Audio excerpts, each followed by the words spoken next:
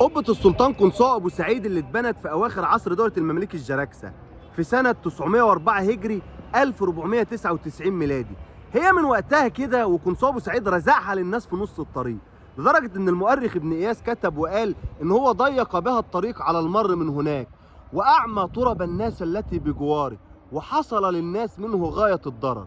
قنصوة أبو سعيد ما اتدفنش فيها، اللي اتدفن فيها ابنه اللي مات وهو عنده 4 شهور ونص.